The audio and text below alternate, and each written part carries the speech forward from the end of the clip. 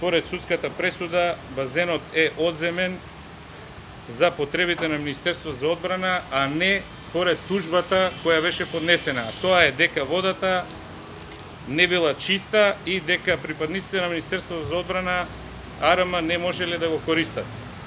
Ова е последното писмо, дента кога дојдат да извршуваат посебните единици, има обука.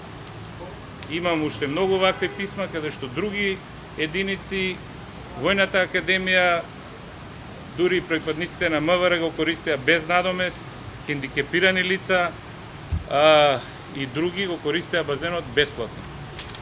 Освен тоа, сите државни првенства, сите меѓународни надпревари со задоволство беа организирани на базенот Бисер без никаква надокнада.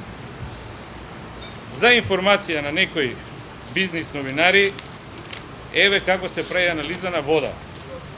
Во датите кога со око некој офицер видел и кажал дека е прљава.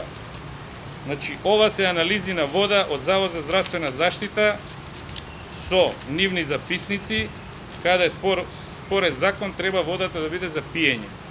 Врз основа на очно гледање дека водата е прљава, базенот е одземен.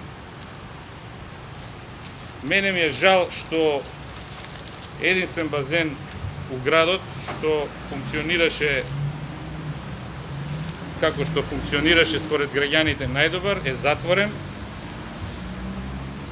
Јас мислев дека ќе се прават 9 нови базени, а не да се грабаат тие у функција, и бизнис олигархијата во вечер. Можам да им кажам дека постојат базени во Сарај, Чичино село и многу други кои не се со години у функција, па нека отидат таму, а не да ми праќаат посредници што треба да направам за да останам на базен.